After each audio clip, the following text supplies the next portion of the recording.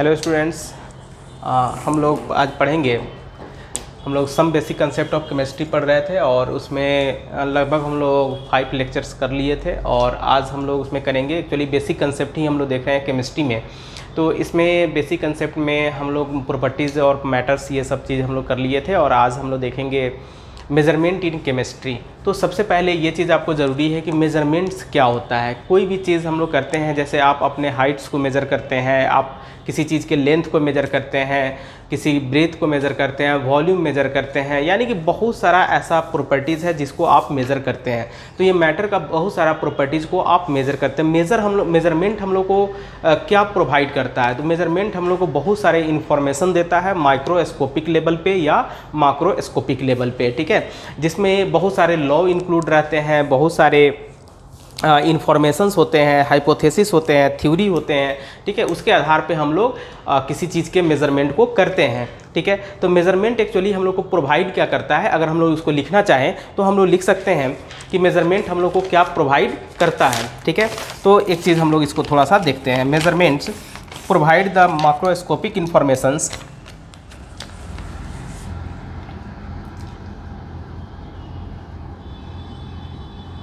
measurement provides the macroscopic information। चलिए तो हम लोग मेजरमेंट का, तो मेजरमेंट क्या होता है कि मेजरमेंट प्रोवाइड्स द माक्रोस्कोपिक। यहाँ पे अभी हम लोग बात कर रहे थे कि मेजरमेंट हम लोग को क्या देता है, तो ये माक्रोस्कोपिक इन्फॉर्मेशन देता है, ठीक है।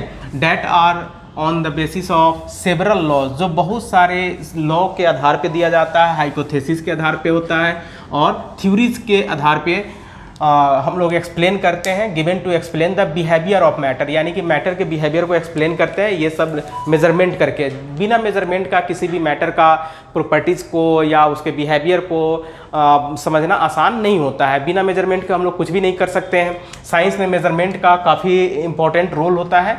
तो क्या करता है ये? Explain the behaviour of matter and energy, दोनों का, मैटर को भी एनर्जी का। आपको बताए थे कि फर्स्ट में लेक्चर में ही हम लोग पढ़े थे कि ये पूरा जो यूनिवर्स है, उस यूनिवर्स में वो यूनिवर्स मैटर एंड एनर्जी से बना हुआ है, ठीक है। मात्र 2 ही कंपोनेंट है, basic component, matter and energy. और ये मैटर एंड एनर्जी को हम लोग कैसे डिफाइन करते हैं, कैसे हम लोग उसके प्रॉपर्टी को जानेंगे, कितना है, कितना अमाउंट में है, कहीं पे कोई मैटर है तो कितना है, उसका क्या प्रॉपर्टीज़ है, वॉल्यूम कितना है, शेप कितना है, साइज़ कितना है।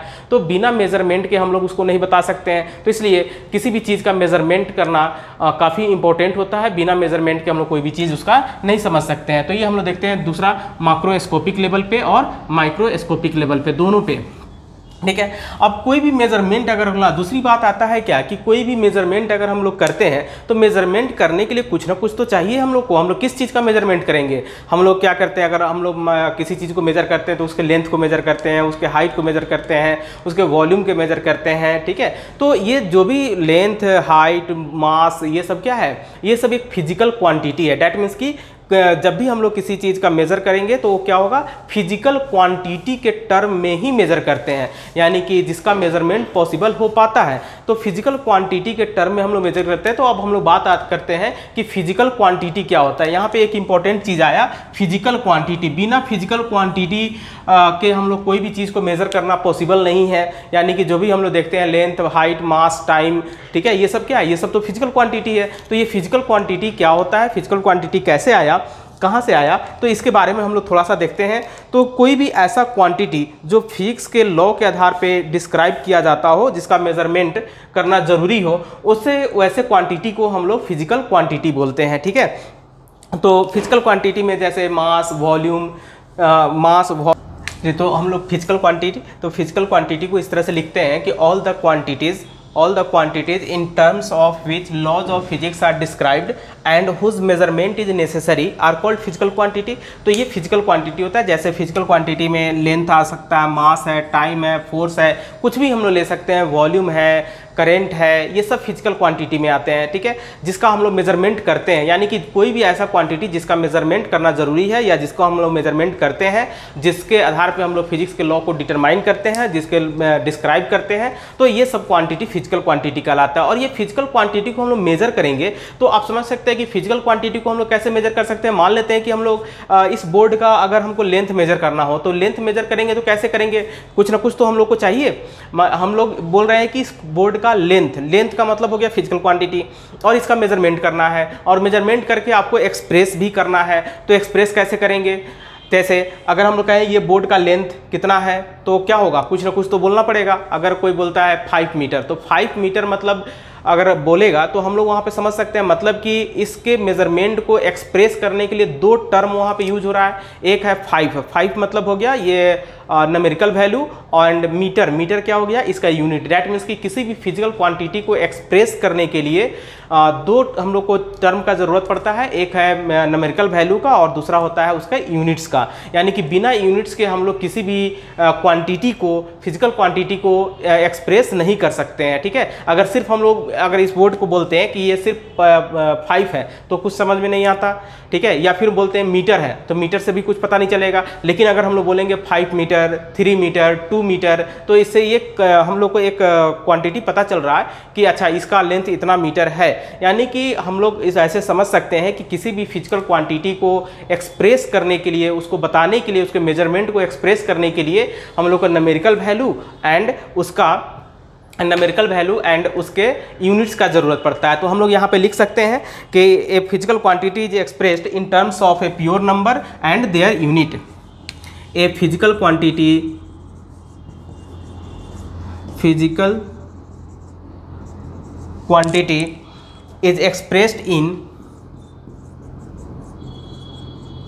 is expressed in terms of a pure number, ये pure number and their units. यानी कि फिजिकल क्वांटिटी को एक्सप्रेस करने के लिए एक प्योर नंबर का ज़रूरत पड़ता है हम लोग को, और उसके यूनिट्स का ज़रूरत पड़ता है। तो इसको फिजिकल क्वांटिटी को हम लोग ऐसे लिख सकते हैं, जैसे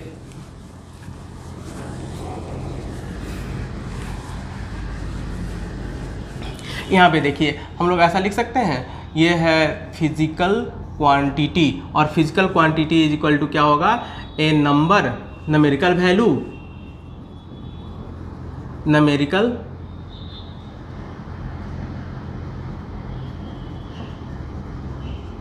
वैल्यू इनटू देयर यूनिट्स, ठीक है। तो ये जब तक ये दो चीज़ को एक साथ हम लोग नहीं लिखेंगे, दो टर्म को हम लोग एक साथ नहीं लिखेंगे, तब तक मेरा फिजिकल क्वांटिटी का मेजरमेंट कंप्लीट नहीं कहलाएगा। तो अब यहाँ पे एक और चीज़ इन्वॉल्व होगा, ये जो न्यूमेरिकल वैल्यू तो आप समझते हैं 1 2 3 4 5 जो भी होगा, और जो यूनिट्स आया, तो अब ये यूनिट्स क्या चीज़ है इसकी बात हम लोग करेंगे। यूनिट्स में देखिए आपको यूनिट की बात करते हैं, जैसे मीटर, ये भी यूनिट है, लेंथ का यूनिट है मीटर, सेंटीमीटर। उसी तरह से हम लोग कोई भी मास की अगर बात करें, वेट की बात करें, तो मास का हम लोग यूनिट लेते हैं किलोग्राम। तो आप समझ सकते हैं कि ये किलोग्राम, मीटर क्या है, ये यूनिट है। मतलब कि यूनिट को अगर डिफाइन करना हो तो हम लोग कैसे यूनिट को डिफाइन करेंगे। तो यूनिट एक्चुअली होता क्या है कि आप अगर समझ लीजिए कोई भी सब्सटेंस अगर आप खरीदते हैं, जैसे मान लेते हैं कि आप कपड़ा खरीदने जाते हैं, तो कपड़ा अगर खरीदते हैं तो वहाँ पे क्या होता है, आप बोलते हैं हमको 5 मीटर कपड़ा दीजिए, 6 मीटर कपड़ा दीजिए। मतलब कि 5 मीटर और 6 मीटर, जो मीटर है वो एक रिफरेंस है, ठीक है। जो यूनिट है वो क्या है, एक रिफरेंस बनाया गया है, और उसी रिफरेंस को पूरी दुनिया मानता है। तो हम लोग कहते हैं कि ये इसका यूनिट है। जैसे हम लोग सब्जी खरीदते हैं 5 केजी, तो वहाँ पे क्या करता है, 5 केजी का एक उसका बना हुआ होता है आयरन का, उसको रख के और फिर वो सब्जी दे देता है। तो हम लोग मान लेते हैं कि अच्छा ठीक है ये 5 केजी हो गया। मतलब क्या है, वो 5 केजी आया कहाँ से, तो ऑलरेडी पहले से एक रेफरेंस बना के हम लोग को दे दिया गया है, जिसको हम लोग आसानी से मान लेते हैं। तो कहने का मतलब है कि कोई भी यूनिट क्या है, एक रेफरेंस है, ठीक है, जो सबके सहमति से बनाया जाता है, ठीक है। तो ये यूनिट हम लोग यहाँ पे कह सकते हैं कि यूनिट को अगर डिफाइन करना हो तो क्या होगा कि ये एक स्टैंडर्ड ऑफ रेफरेंस है, जो इसको मेजर, एक डिफिनिट फिजिकल क्वांटिटी को मेजर करने के लिए दिया जाता है। तो हम लोग यूनिट का डिफिनीशन भी हम लोग यहाँ पे लिख सकते हैं एक लाइन, ठीक है। तो इस तरह से यूनिट के बारे में हम लोग लिख सकते हैं कि a unit is defined as the standard of reference, a unit is defined as a reference of defined as the standard of reference, as the standard of reference, standard of reference chosen in order to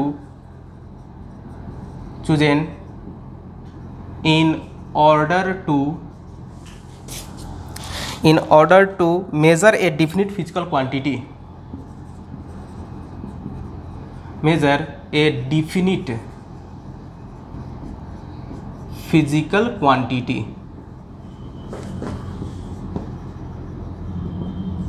ठीक है, तो इस तरह से ये unit आ गया। अब हम लोग यहाँ पे देखेंगे कि यूनिट की हम लोग बात कर लिया, और यूनिट को भी हम लोग आगे और भी देखेंगे कि अलग अलग फिजिकल क्वांटिटी के लिए अलग अलग यूनिट का यूज किया जाता है। टाइप्स ऑफ यूनिट बहुत सारे तरह के होते हैं, ठीक है, सिस्टम ऑफ यूनिट्स भी आते हैं। तो उससे पहले हम लोग थोड़ा सा यहाँ पे बात करते हैं कि फिजिकल क्वांटिटी को अगर हम लोग देखें तो जितने भी हम लोग के पास अवेलेबल फिजिकल क्वांटिटीज़ है, उस फिजिकल क्वांटिटी को हम लोग दो पार्ट में डिवाइड करते हैं। एक होता है फंडामेंटल फिजिकल क्वांटिटी और दूसरा होता है डिराइव्ड फिजिकल क्वांटिटी, ठीक है, या फिर बेस फिजिकल क्वांटिटी भी हम लोग बोलते हैं फंडामेंटल को। तो फंडामेंटल या बेस फिजिकल क्वांटिटी और दूसरा हो गया डिराइव्ड फिजिकल क्वांटिटी। तो चलिए हम लोग यहाँ पे थोड़ा सा फिजिकल क्वांटिटी को एक बार देख लेते हैं। ये फिजिक्स में भी आप लोग काफ़ी ज़्यादा मतलब पढ़े होंगे अच्छे से, बट हम लोग को केमिस्ट्री में थोड़ा ज़रूरत है, इसलिए हम लोग इसको पढ़ना जरूरी है। चलिए, तो हम लोग यहाँ पे फिजिकल क्वांटिटी की बात कर रहे थे। तो फिजिकल क्वांटिटी यहाँ पे क्या होगा, आर टू टाइप्स, दो तरह के हम लोग लेते हैं इसमें। एक होगा आपका फंडामेंटल फिजिकल क्वांटिटी, फंडामेंटल या बेसिक फिजिकल क्वांटिटी बोलते हैं, फंडामेंटल और base physical quantity, physical quantity. और दूसरा होता है derived physical quantity, derived physical quantity. तो यहाँ पे आप समझ सकते हैं कि फंडामेंटल और बेसिक फिजिकल क्वांटिटी क्या है। तो सबसे पहले बहुत मतलब अब जब तक एसआई सिस्टम अभी नहीं आया था, तो उससे पहले मेनली तीन बेस फिजिकल क्वांटिटी को हम लोग सबसे ज़्यादा यूज कर रहे थे। वो था लेंथ, मास एंड टाइम, ठीक है। तो ये बेस फिजिकल क्वांटिटी है, फंडामेंटल फिजिकल क्वांटिटी, जिसमें हम लोग यूज कर रहे थे लेंथ, मास एंड टाइम को, ठीक है। तो ये सबसे ज़्यादा यूज हो रहा था पहले। और तो इसका मतलब क्या है कि जो फंडामेंटल फिजिकल क्वांटिटी या बेसिक फिजिकल क्वांटिटी हम लोग इसको क्यों बोलते हैं, तो एक्चुअली इसको एक्सप्रेस करने के लिए, इसको मेजरमेंट करने के लिए या इसको बताने के लिए किसी दूसरे फिजिकल क्वांटिटी का हेल्प नहीं लिया जाता है, ठीक है। ये अपने आप को खुद एक्सप्रेस करता है। तो ऐसे फिजिकल क्वांटिटी को हम लोग फंडामेंटल फिजिकल क्वांटिटी बोलते हैं। डैट मीन्स कि आप लिखना अगर चाहें तो आप लिख सकते हैं the physical quantity which are independent of each other, जो एक दूसरे से इंडिपेंडेंट हो, वैसे फिजिकल क्वांटिटी को हम लोग फंडामेंटल फिजिकल क्वांटिटी बोलते हैं, ठीक है। दूसरा होता है डिराइव्ड फिजिकल क्वांटिटी। तो डिराइव्ड फिजिकल क्वांटिटी हम लोग किसको बोलेंगे, तो इसके नाम से पता चल रहा है डिराइव्ड, मतलब कि जो दो या अधिक फिजिकल क्वांटिटी से डिराइव किया जाता हो, तो वैसे फिजिकल क्वांटिटी को हम लोग डिराइव्ड फिजिकल क्वांटिटी बोलेंगे। जैसे एग्जाम्पल के तौर पे अगर कहें, आपको बोला जाता है वेलोसिटी। वेलोसिटी, वेलोसिटी का मतलब क्या है, लेंथ पर यूनिट टाइम, यानी कि डैट मीन्स कि हम लोग कहते हैं ना यहाँ पे डिस्प्लेसमेंट पर यूनिट टाइम, यानी कि यूनिट टाइम में जितना डिस्प्लेसमेंट किसी चीज़ का होता है, तो डिस्प्लेसमेंट क्या है, एक तरह का लेंथ है, ठीक है, उसी को हम लोग वेलोसिटी बोलते हैं। तो डैट मीन्स कि यहाँ पे क्या हो गया, वेलोसिटी का मतलब हो गया डिस्प्लेसमेंट, डिस्प्लेसमेंट बाय टाइम। तो डिस्प्लेसमेंट का मतलब हो गया कि ये एक तरह का लेंथ है, ठीक है, और टाइम तो ऑलरेडी हमें है ही, यानी कि एक फिजिकल क्वांटिटी यहाँ पे है, दूसरा फिजिकल क्वांटिटी यहाँ पे है। डैट मीन्स कि वेलोसिटी को एक्सप्रेस करने के लिए हमको दो फिजिकल क्वांटिटी की जरूरत पड़ा, तो इसको हम लोग डिराइव्ड फिजिकल क्वांटिटी बोलेंगे। उसी तरह से एक्सेलरेशन अगर हम लोग बात करते हैं, तो एक्सेलरेशन में क्या आ जाएगा, ये होता है वेलोसिटी बाई टाइम, ठीक है। तो वेलोसिटी बाई टाइम का मतलब हो गया, वेलोसिटी का ऑलरेडी हम लोग देखें कि लेंथ बाई टाइम था, और यहाँ पे एक और टाइम आ गया, तो ये टाइम हो गया यानी कि लेंथ बाई टाइम का स्क्वायर, लेंथ बाई टाइम का स्क्वायर आ गया। डैट मीन्स कि यहाँ पे दो क्वांटिटी का जरूरत पड़ा। उसी तरह से अगर हम लोग फोर्स की बात करते हैं, तो फोर्स क्या होगा, फोर्स का मतलब होता है मास इंटू एक्सेलरेशन, ठीक है। तो मास यहाँ पे एक फिजिकल क्वांटिटी है, मास एक यहाँ पे फिजिकल क्वांटिटी है जिसको हम लोग m लिखते हैं, यानी कि मास हो गया, उसके बाद लेंथ हो गया बाई टाइम का स्क्वायर हो गया। तो आप समझ सकते हैं यहाँ पे कि 1 फिजिकल क्वांटिटी, 2 एंड 3, ये फोर्स को रिप्रेजेंट करने के लिए 3 फिजिकल क्वांटिटी का जरूरत पड़ रहा है। तो जो 2 या 2 से अधिक फिजिकल क्वांटिटी से डिराइव किया जाए, ठीक है, वैसे फिजिकल क्वांटिटी को हम लोग डिराइव्ड फिजिकल क्वांटिटी कहेंगे। तो इस तरह बहुत सारा एग्जांपल हो सकता है। नेक्स्ट उसके बाद हम लोग आते हैं उसी तरह से, जिस तरह से हम लोग फिजिकल क्वांटिटी की बात कर रहे थे उसी तरह से उसके यूनिट्स की बात करेंगे। तो यूनिट्स भी 2 तरह का होगा, एक होगा फंडामेंटल यूनिट्स और दूसरा होता है डिराइव्ड यूनिट्स, ठीक है। तो इसमें हम लोग उसी तरह से लिखेंगे, similarly there are 2 types of units.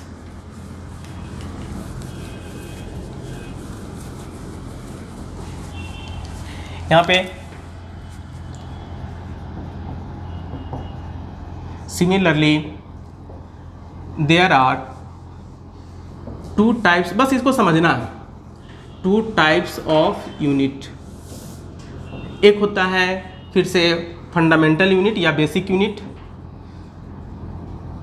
Fundamental unit, and दूसरा हो जाएगा डिराइव्ड यूनिट, डिराइव्ड यूनिट। जैसे फंडामेंटल यूनिट का बात करें कि फिजिकल क्वांटिटी का अगर हम लोग एक्सप्रेस करने वाले जो टर्म है, जैसे हम लोग लेंथ की बात कर रहे थे, तो लेंथ का यूनिट क्या है, यहाँ पे फिजिकल क्वांटिटी लिखते हैं और यहाँ पे इसका यूनिट लिखते हैं। तो जो फंडामेंटल फिजिकल क्वांटिटी का जो यूनिट होगा वही यूनिट उसका फंडामेंटल यूनिट कहलाएगा या बेसिक यूनिट कहलाएगा, और जो डिराइव्ड किया जाता है, ठीक है, तो उसको हम लोग डिराइव्ड यूनिट कहेंगे। जैसे यहाँ पे आप देखिए एग्जाम्पल के तौर पर हम लोग कहें कि ये फिजिकल क्वांटिटी हम लोग ले रहे हैं लेंथ, ठीक है, तो लेंथ का यूनिट क्या होगा।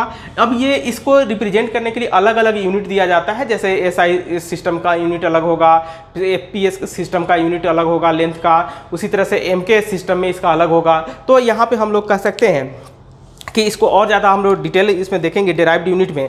जैसे फंडामेंटल यूनिट, तो फंडामेंटल यूनिट को अकेला, जैसे हम मान लेते हैं कि एसआई सिस्टम की अगर बात करें तो लेंथ का मीटर मेजर किया जाता है, ठीक है, लेंथ मास हो गया, मास को किलोग्राम में मेजर किया जाता है, किलोग्राम। तो इसको एक्सप्रेस करने के लिए और किसी की जरूरत नहीं पड़ेगा। दूसरा एग्जांपल हम लोग डिराइव्ड यूनिट की देखेंगे, तो डिराइव्ड में क्या होगा, जैसे अभी हम लोग लिख रहे थे फोर्स, तो फोर्स क्या है, फोर्स का मतलब हो गया मास इंटू एक्सेलरेशन, ठीक है, यानी कि इसका यूनिट अगर लिखेंगे तो ये हो गया मास का यूनिट, मास इंटू एक्सेलरेशन को हम लोग क्या लिख रहे थे, लेंथ अब बाई टाइम का स्क्वायर, ठीक है। तो अब सबका यूनिट अगर लिख देते हैं, तो यूनिट लिखेंगे तो मास का यूनिट क्या हो गया, किलोग्राम। एसआई यूनिट क्या, मतलब एसआई यूनिट को अगर देख रहे हैं तो मास किलोग्राम हो गया, लेंथ का हो गया क्या, मीटर, और टाइम का क्या हो गया, सेकेंड, यानी कि सेकेंड का स्क्वायर। तो हम लोग कहेंगे किलोग्राम मीटर पर सेकेंड स्क्वायर। तो ये एक यूनिट आया किसको रिप्रेजेंट करने के लिए, फोर्स को रिप्रेजेंट करने के लिए, किलोग्राम मीटर पर सेकेंड स्क्वायर। डैट मीन्स कि ये डिराइव्ड यूनिट कहलाएगा ये वाला, किलोग्राम मीटर पर सेकेंड स्क्वायर। तो ये unit fundamental unit and derived unit, ये 2 चीज़ आप आसानी से समझ गए। नेक्स्ट उसके बाद हम लोग आएंगे अब सिस्टम ऑफ यूनिट, क्योंकि यूनिट को अलग अलग, अभी आप बात कर रहे थे कि अगर हम लोग को क्या करना हो, लेंथ को मेज़र करना हो, तो लेंथ को हम लोग बहुत सारे अलग अलग यूनिट में भी मेज़र कर सकते हैं। सेंटीमीटर में मेज़र कर सकते हैं, किलोग्राम में, सॉरी सेंटीमीटर में मेज़र कर सकते हैं, मीटर में मेज़र कर सकते हैं, मिलीमीटर में मेज़र कर सकते हैं, अलग अलग यूनिट्स में मेज़र कर सकते हैं, ठीक है। उसी तरह से मास को भी हम लोग किलोग्राम में मेज़र कर सकते हैं, ग्राम में मेज़र कर सकते हैं, एंड पाउंड में मेज़र कर सकते हैं, ठीक है। तो से साथ में टाइम को हम लोग सेकेंड में मेज़र करते हैं, आवर्स में मेज़र करते हैं, मिनट में मेज़र करते हैं, लेकिन ये सब एक दूसरे में आसानी से कन्वर्ट भी किया जा सकता है। तो पहले जो 3 फंडामेंटल या बेसिक क्वांटिटी जो दिया गया था, लेंथ, मास और टाइम, उसके आधार पे अलग अलग जो यूनिट फॉर्म हुआ था, ठीक है। तो वैसे यूनिट को एक साथ हम लोग बोलते हैं सिस्टम ऑफ यूनिट्स। तो सिस्टम ऑफ यूनिट, अलग अलग तरह का सिस्टम ऑफ यूनिट उससे डिराइव किया गया। तो सिस्टम ऑफ यूनिट्स में थोड़ा सा हम लोग यहाँ पे देखेंगे कि कितने तरह का सिस्टम्स यहाँ पे हम लोग को पढ़ना है, या फिर थोड़ा सा हम लोग इसको सिस्टम ऑफ यूनिट्स को जानते हैं। चलिए, तो सिस्टम ऑफ यूनिट्स में हम लोग आएंगे। सिस्टम ऑफ यूनिट्स क्या है, ये अलग अलग यूनिट्स का असेंबल है, यानी कि बहुत सारे यूनिट्स को एक साथ किया गया है, सिस्टम ऑफ यूनिट्स, ठीक है। तो सिस्टम ऑफ यूनिट्स को हम लोग ऐसा लिख सकते हैं, एक complete set of units, fundamental या डिराइव्ड, ठीक है, complete set of units, units both fundamental and derived for all kinds of physical quantity is called system of units. तो सिस्टम ऑफ यूनिट्स में हम लोग देखेंगे सभी सिस्टम ऑफ यूनिट्स का नाम उसके यूनिट के आधार पे दिया गया है कि किस यूनिट में हम लोग मेजर करते हैं उसके आधार पे दिया होगा। तो इसमें सिस्टम ऑफ यूनिट में पहला सिस्टम है जैसे MKS सिस्टम। MKS सिस्टम में क्या आया यहाँ पे कि जब हम लोग लेंथ को मेज़र करते हैं, लेंथ को अगर मेज़र करेंगे मीटर में, ठीक है, और मास को मेज़र करेंगे किलोग्राम में, किलोग्राम, एंड टाइम को मेज़र करते हैं सेकेंड में, तो ऐसे सिस्टम ऑफ यूनिट को हम लोग बोलते हैं MKS सिस्टम ऑफ यूनिट, ठीक है। दूसरा है FPS सिस्टम ऑफ यूनिट। तो FPS सिस्टम हम लोग किसको बोलते हैं, तो अगर हम लोग लेंथ को मेज़र करते हैं फुट में, ठीक है, मास को मेज़र करते हैं पाउंड में, पाउंड, अभी भी आपको पता होगा कि ये फुट तो आप समझते हैं 1 फुट 2 फुट 4 फुट, ठीक है, लेंथ हो गया, और मास को पाउंड में मेजर करते हैं। डैट मीन्स कि अभी भी जो हम लोग केक खरीदते हैं बर्थडे केक वो पाउंड में मिलता है, ठीक है, तो ये पाउंड हो गया। और टाइम को अगर हम लोग मेजर करते हैं सेकेंड में, तो इस तरह से लेंथ अगर मेजर होगा फुट में, mass measured into pound, and if time is measured into second, then the system of unit is called FPS system. And third में अगर हम लोग देखते हैं MKS सिस्टम के बाद FPS के बाद आता है CGS सिस्टम, ठीक है। तो एक और सिस्टम ऑफ यूनिट है CGS सिस्टम। तो CGS सिस्टम ये मेन आपको क्या है कि 3 फिजिकल क्वांटिटी पे ही दिया गया है अभी, ठीक है। ये सब सिस्टम ऑफ यूनिट क्या है, 3 फिजिकल क्वांटिटी पे था पहले। तो CGS सिस्टम में क्या था कि लेंथ को अगर मेजर करते हैं हम लोग सेंटीमीटर में, और मास को मेजर करते हैं ग्राम में, मास को अगर मेजर करें ग्राम में, एंड टाइम को मेजर करें सेकेंड में, तो ऐसे सिस्टम ऑफ यूनिट को हम लोग CGS सिस्टम ऑफ यूनिट बोलते हैं। तो ये मेन सिस्टम ऑफ यूनिट था, लेकिन इससे बहुत सारे मेजरमेंट पॉसिबल नहीं हो पा रहा था क्योंकि 3 ही फिजिकल क्वांटिटी था। तब 1960 में एक सिस्टम बना जिसको हम लोग SI सिस्टम बोलते हैं, सिस्टम ऑफ इंटरनेशनल यूनिट। तो वहाँ पे एक बहुत सारे अलग अलग फिजिकल क्वांटिटी को असेंबल किया गया, और वहाँ अलग न्यू फिजिकल क्वांटिटी भी इसमें ऐड किया गया। जैसे इसमें तो मात्र 3 है, तो 3 के साथ और भी फिजिकल क्वांटिटी को ऐड किया गया, और उसको एक मतलब एक पूरे सभी लोग के सहमति से, यानी कि पूरे वर्ल्ड में इसको वैलिड किया माना जाता है, जो भी वहाँ पे यूनिट और उसका क्वांटिटी दिया गया, ठीक है। और उसी के आधार पे सभी लोग मेज़र करते हैं, जिसको हम लोग SI सिस्टम बोलते हैं। तो SI सिस्टम को फिर हम लोग यहाँ पे देखते हैं। तो SI सिस्टम, चलिए, तो हम लोग का 4 हम लोग का सिस्टम ऑफ यूनिट है SI सिस्टम ऑफ यूनिट, जो कि काफ़ी इंपॉर्टेंट है। और इसी SI सिस्टम ऑफ यूनिट से ही हम लोग सारे केमिस्ट्री में कहीं भी हम लोग को जो यूनिट लेना पड़ता है वो mainly SI system of units में ही हम लोग उसको लेते हैं, ठीक है। तो ये SI सिस्टम एक्चुअली क्या है, तो इसको हम लोग बोलते हैं सिस्टम ऑफ इंटरनेशनल यूनिट, या फिर हम लोग बोलेंगे इंटरनेशनल सिस्टम ऑफ यूनिट। यानी कि ये पूरे इंटरनेशनल लेवल पे इसको मेज़र किया जाता है। जो भी साइंटिफिक कैलकुलेशन या जो भी साइंटिफिक मेजरमेंट होते हैं वो सभी का सभी इंटरनेशनल सिस्टम ऑफ यूनिट में ही किया जाता है, ठीक है। और ये न्यू सिस्टम है, ये एक्चुअली फ्रेंच में इसको बोला जाता है ली सिस्टेमी इंटरनेशनल डी यूनिट, इसी से ये बना है सिस्टम ऑफ इंटरनेशनल यूनिट, ठीक है। और ये जो सिस्टम है ये पहली बार एस्टेब्लिश किया गया था 1960 में, जो कि अभी आपको बताया by the 11th general conference of weight and measure. Actually क्या होता है कि मतलब टाइम टू टाइम ये सब जनरल कॉन्फ्रेंस होते रहता है, जिसमें 11th general conference of weight and measure में ये डिसाइड किया गया कि ऐसा एक सिस्टम बनाया जाए जो पूरे वर्ल्ड में वैलिड हो, जिसको पूरे दुनिया उसके यूनिट्स को मेज़र करे, ताकि कहीं से भी हम लोग आसानी से इसको समझ सकते हैं अगर कहीं पे भी मेजरमेंट किया गया हो, ठीक है। तो इस तरह से इस सिस्टम ऑफ यूनिट में क्या हुआ, 7 फंडामेंटल फिजिकल क्वांटिटी को रखा गया एंड उसका यूनिट को डाला गया, ठीक है। 7 फंडामेंटल फिजिकल क्वांटिटी इसमें इंक्लूड किया गया। जैसे पहले तो लेंथ मास टाइम तो था ही, साथ में 4 और फिजिकल क्वांटिटी को ऐड किया गया, ठीक है। तो 7 फंडामेंटल फिजिकल क्वांटिटी हुआ, और साथ में उसके यूनिट को भी बताया गया, ठीक है। उसके साथ 2 सप्लीमेंट्री क्वांटिटी को भी ऐड किया गया, ठीक है। तो हम लोग लिखते हैं इसमें SI सिस्टम में कौन कौन सा फंडामेंटल यूनिट्स है, तो उसको हम लोग यहाँ पे नोट करते हैं, ठीक है। चलिए, तो अब इसमें हम लोग इसको देखते हैं। चलिए, तो हम लोग यहाँ पे लिख लेते हैं, ये बना लिए हम लोग। यहाँ पे फिजिकल क्वांटिटी लिखते हैं, यहाँ पे सिंबल उसका लिखेंगे, इसका SI यूनिट लिखेंगे, और यहाँ पे सिंबल फॉर SI यूनिट लिखेंगे, यानी कि इसका फिर सिंबल यहाँ पे लिखेंगे। तो पहला फिजिकल क्वांटिटी लेंथ को हम लोग स्मॉल l से रिप्रेजेंट करते हैं, और इसको हम लोग मीटर में मेजर करते हैं, एसआई यूनिट जो होगा इसका मीटर होगा, और मीटर को हम लोग सिंबल स्मॉल एम से रिप्रेजेंट करेंगे, ठीक है। नेक्स्ट उसके बाद है क्या, यहाँ पे मास को भी हम लोग एम से रिप्रेजेंट करते हैं, स्मॉल एम से। एंड किलोग्राम, इसका जो यूनिट होगा वो होगा किलोग्राम, एंड किलोग्राम को हम लोग केजी से रिप्रेजेंट करेंगे यहाँ पे, ठीक है। तीसरा थर्ड में हम लोग का आएगा वो है टाइम, एंड टाइम को आप यहाँ पे देखिए 11th क्लास में ये जो ऑलरेडी आपको physical quantity and their units दिया हुआ है, आप इसको देख सकते हैं, यही चीज़ हम लोग पढ़ रहे हैं, ठीक है। तो उसके बाद हम लोग यहाँ पे देखेंगे टाइम का सिंबल होगा टी, स्मॉल टी, एंड इसका जो यूनिट होगा ये होगा सेकेंड, एंड इसको रिप्रेजेंट करेंगे हम लोग स्मॉल एस से, ठीक है। उसी तरह से फोर्थ में इलेक्ट्रिक करंट, इसको हम लोग कैपिटल आई से रिप्रेजेंट करते हैं, इसका यूनिट होता है एम्पियर, और इसको हम लोग रिप्रेजेंट करते हैं ए से। नेक्स्ट उसके बाद होगा 5 में, ये है आपको थर्मोडायनेमिक टेम्परेचर,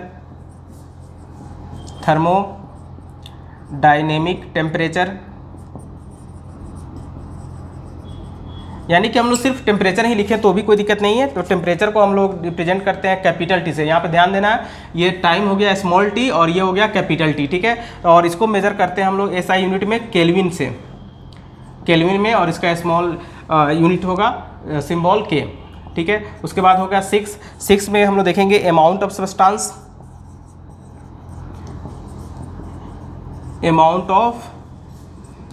और अमाउंट ऑफ सब्सटेंस को हम लोग रिप्रेजेंट करते हैं इसमें, इसको स्मॉल एन से, एंड इसका यूनिट होता है मोल, ठीक है। आगे हम लोग पढ़ेंगे भी मोल को, और इसका सिंबल होता है MOL, ठीक है। नेक्स्ट उसके बाद हम लोग देखेंगे ल्यूमिनस इंटेंसिटी, तो ये है फंडामेंटल यूनिट में लास्ट वाला ल्यूमिनस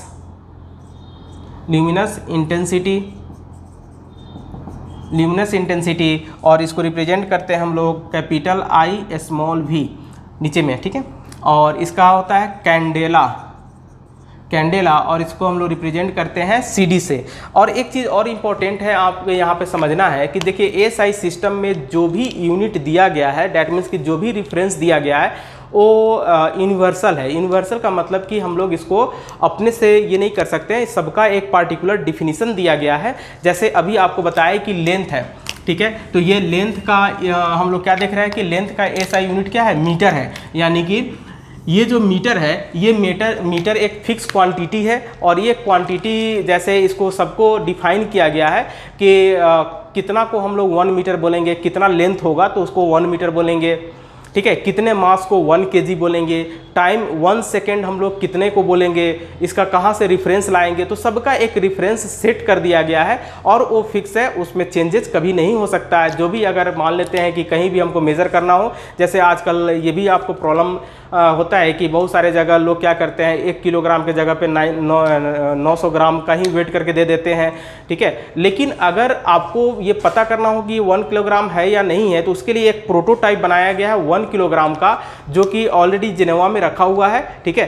तो वो प्रोटोटाइप सबका डिफिनीसन आपको यहाँ पे दिया हुआ है कि 1 किलोग्राम किसको बोलेंगे, या 1 मीटर को हम लोग कितने लेंथ को 1 मीटर बोलेंगे। तो सबका यहाँ पे देखिए NCERT में आपका सबका डिफिनीसन यहाँ पे दे दिया गया है, ठीक है। आप इसको पढ़ सकते हैं, और पढ़ने के बाद यहाँ पे देखिएगा जैसे लेंथ और यूनिट ऑफ लेंथ लिखा हुआ है मीटर, तो मीटर का मतलब आप समझ सकते हैं कैसे डिफाइन किया गया है, ठीक है। तो इसका डिफिनीसन को आप समझिए। हम लोग जानते हैं कि जो लाइट का स्पीड है वो 1 सेकेंड में कितना जाता है, अप्रॉक्स अगर हम लोग देखें, ऐसे इसमें लिखा हुआ है 299792458 मीटर, ठीक है। लेकिन अगर इसको हम लोग अप्रॉक्स अगर लेंगे तो हम लोग कहते हैं कि 3 × 10⁸ मीटर, यानी कि 3 लाख किलोमीटर 1 सेकेंड में लाइट का स्पीड होता है। तो आप समझ सकते हैं कि 3 × 10⁸ मीटर लाइट जाता है 1 सेकेंड में, तो 1 मीटर कितना में जाएगा, 1/3 × 10⁸ मीटर। तो 1 सेकेंड में लाइट जितना डिस्टेंस ट्रैवल करेगा उसी को हम लोग 1 मीटर बोलेंगे, ठीक है। तो ये डिफिनीसन कभी तो चेंज नहीं हो सकता है, ये यूनिवर्सल है, इसको आप कभी भी चेंज नहीं कर सकते हैं, ठीक है। उसी तरह से किलोग्राम को भी दिया गया है, तो किलोग्राम का यहाँ पे देखिए, the kilogram of the unit of mass it is equal to the mass of international prototype of the kilogram. International prototype of kilogram का मतलब है कि 1 किलोग्राम वहाँ पे फिक्स करके रख दिया गया है और उसी के रेफरेंस से जितना भी दुनिया का किलोग्राम बनेगा उसी के रेफरेंस से क्रिएट किया जाएगा या बनाया जाएगा। तो ये एकदम फिक्स क्वांटिटी है, इसमें कोई भी चेंजेस करने का जरूरत नहीं पड़ता है, ठीक है। नेक्स्ट उसके बाद हम लोग इसमें देखेंगे, इसमें हम लोग, तो इस तरह से सबका डिफिनीशन एक सेट कर दिया गया है, आप उसको पढ़ सकते हैं, बुक में ऑलरेडी आप उसको पढ़ के समझ सकते हैं, ठीक है। तो ये बहुत ज़्यादा इंपॉर्टेंट नहीं, बट एक बार आप उसको अच्छे से समझ लीजिएगा। नेक्स्ट उसके बाद हम लोग का आता है इसमें कि एसआई सिस्टम में कुछ प्रीफिक्सेस सेट किया गया, यानी कि कुछ न्यूमेरिकल्स वैल्यू को, कुछ मल्टीपल्स को, यहाँ पे मल्टीपल्स के लिए कुछ प्रीफिक्सेस दिया गया है जो कि एसआई सिस्टम में बहुत ही फ्रीक्वेंटली यूज होता है, उसको हम लोग यहाँ पे थोड़ा सा देखेंगे। जैसे एग्जाम्पल के तौर पर आप बोले कि हम लोग बोलते हैं 5 किलोग्राम, जैसे एग्जाम्पल देखिए यहाँ पे अगर लिखते हैं हम लोग 5 किलोग्राम, ठीक है, 5 किलोग्राम। अब दूसरा अगर हम लोग लिखें, जैसे हम लोग कहते हैं कि 5 मेगावाट, जैसे बिजली का जो भी बड़े लेवल पे जो यूनिट लिखा जाता है, बताया जाता है किसी पावर ग्रिड का या किसी जहाँ भी उससे सोर्स होता है कि कितने उसका कैपेसिटी है, तो उसको मेगावाट में रिप्रेजेंट किया जाता है। तो यहाँ पे कुछ टर्म को समझिए, ठीक है। ये टर्म है जैसे किलो, ठीक है, और यहाँ पे आया मेगा, तो ये ग्राम से पहले यूज हो रहा है कौन सा, किलोग्राम, यानी कि ये प्रीफिक्स के रूप में यूज हो रहा है। तो हम लोग इसको क्या लिख सकते हैं, 5 जो न्यूमेरिकल वैल्यू है उसको ऐसे लिख दिए, और किलो का मतलब कितना होता है 10 to the power 3, 10 to the power 3 को हम लोग किलो बोलते हैं, ठीक है। तो ये जो मल्टीपल है किलो, उसको हम लोग 10 टू द पावर 3 लिख देंगे, और यहाँ पे क्या लिखा हुआ है ग्राम, तो इसको ग्राम लिख देंगे। तो इससे हमको ये पता चल गया कि 5 किलोग्राम का मतलब हो गया 5 इंटू 10 टू द पावर 3 ग्राम, ठीक है। उसी तरह से 5 मेगावाट का मतलब क्या है, अब हम लोग यहाँ पे जो टर्म आया मेगा, तो मेगा का मतलब क्या हो गया, मेगा को हम लोग 10 टू द पावर 6 के लिए हम लोग बोलते हैं, उसके प्रीफिक्स लगाते हैं मेगा। तो इसका मतलब है कि मेगा का मतलब हो गया 5 इंटू 10 टू द पावर 6, और यहाँ पे वाट लिखा हुआ है तो वाट, तो हमको समझ में आ गया कि 5 इंटू 10 टू द पावर 6 वाट को मेगावाट बोला जा रहा है, 5 मेगावाट बोला जा रहा है, यानी कि 10 टू द पावर 6 को हम लोग मेगा बोलते हैं। तो इसी तरह से और भी बहुत सारे प्रीफिक्सेस दिए हुए हैं एसआई सिस्टम में, जिसको हम लोग यहाँ पे नोट कर लेते हैं, ठीक है। चलिए, तो इसमें हम लोग इसको नोट करते हैं। अब यहाँ पे देखिए, जैसे तो हम लोग यहाँ पे देखें, यहाँ पे मल्टीपल लिखते हैं, फिर पिक्स लिखते हैं और सिंबल लिखते हैं। तो 10 टू द पावर माइनस 24 को योक्टो बोलते हैं, इसका symbol small y. 10 to the power minus 21 अगर होगा तो उसके लिए हम लोग जेप्टो यूज करेंगे, स्मॉल जेड। और 10 टू द पावर माइनस 18 को हम लोग बोलते हैं ऑटो, इसके लिए इसका सिंबल होगा small a. 10 to the power minus 15 femto, इसका सिंबल स्मॉल एफ। उसी तरह से 10 टू द पावर माइनस 12 जिसको बोलते हैं हम लोग पीको, और इसका सिंबल स्मॉल पी, ठीक है। और उसी तरह से 10 टू द पावर माइनस 9 होगा तो इसको हम लोग बोलेंगे नैनो, और ये होगा स्मॉल एन से रिप्रेजेंट होगा, ठीक है। उसी तरह से हम लोग यहाँ पे देखेंगे 10 to the power minus 6, 10 to the power minus 6 को हम लोग बोलेंगे माइक्रो बोलेंगे, ठीक है। प्रीफिक्स लगाएंगे हम लोग माइक्रो। और नेक्स्ट उसके बाद इसको स्मॉल म्यू से रिप्रेजेंट करते हैं। यहाँ पे आप ध्यान दीजिएगा, इसको लिखने का तरीका ऐसे, म्यू, इसको म्यू पढ़ते हैं। 10 टू द पावर माइनस 3 को हम लोग बोलते हैं मिली, ठीक है, और इसको स्मॉल एम से लिखते हैं। 10 टू द पावर माइनस 2 को बोलते हैं सेंटी, और इसको स्मॉल सी से लिखेंगे। 10 टू द पावर माइनस 1 इसको डेसी बोलेंगे, ठीक है, इसको स्मॉल डी से रिप्रेजेंट करते हैं। और अगर सिर्फ 10 लिखें, ठीक है, तो 10 का मतलब होता है डेका, 10 को हम लोग डेका से लिखते हैं। और इसके लिए जो हम लोग सिंबल यूज करेंगे वो होगा हम लोग का D A, small D small A, ठीक है, डेका। उसके बाद होता है 10 to the power 2, 10 to the power 2 को हम लोग बोलते हैं हेक्टो, ठीक है। चलिए, तो यहाँ पे हेक्टो का हो जाएगा। इसमें हेक्टो के लिए स्मॉल एच यूज करते हैं। और फिर उसके बाद 10 टू द पावर 3 को हम लोग किलो लिखेंगे, इसको स्मॉल के से रिप्रेजेंट करेंगे। 10 टू द पावर 6 के लिए मेगा बोलेंगे, और इसको कैपिटल एम से रिप्रेजेंट करेंगे। 10 टू द पावर 9 को गीगा बोलेंगे, इसको कैपिटल जी से रिप्रेजेंट करेंगे। 10 टू द पावर 12 को टेरा बोलते हैं, इसको कैपिटल टी से रिप्रेजेंट करते हैं। उसी तरह से 10 to the power 5, 10 to the power 15, 10 to the power 15 को पेटा बोलेंगे, इसको कैपिटल पी से रिप्रेजेंट करेंगे। 10 टू द पावर 18 को एक्सा लगाएंगे, एक्सा के लिए कैपिटल ई यूज करेंगे। 10 टू द पावर 21 को जेटा बोलेंगे, करेंगे, इसको कैपिटल जेड से रिप्रेजेंट करेंगे, 10⁻24 को इयोटा बोलेंगे, इसको कैपिटल वाई से रिप्रेजेंट करेंगे, ठीक है।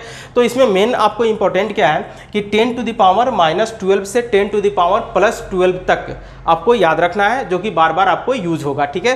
तो हम लोग यहाँ तक हम लोग का कंप्लीट हो गया। आप एक चीज़ देख सकते हैं, जितने भी हम लोग लेक्चर पढ़े हैं उसमें आप थोड़ा सा ध्यान दे सकते हैं कि इसमें आपको यहाँ से इस चैप्टर में हम लोग some basic concept of chemistry, जो कि आपको दिख रहा होगा, ठीक है। इस पेज में हम लोग ये चीज़ पढ़ चुके हैं, ये पेज पूरा हम लोग कंप्लीट कर चुके हैं और यहाँ तक कंप्लीट कर लिए, ठीक है। यहाँ तक ये आपका हो चुका है। इसके आगे हम लोग कुछ फिजिकल क्वांटिटी है जैसे मास एंड टाइम, तो इसके बारे में हम लोग फिर नेक्स्ट क्लास में हम लोग देखते हैं इसको, ठीक है। तो फिर मिलते हैं हम लोग नेक्स्ट लेक्चर में, नेक्स्ट वीडियो में। तब तक के लिए धन्यवाद, थैंक यू।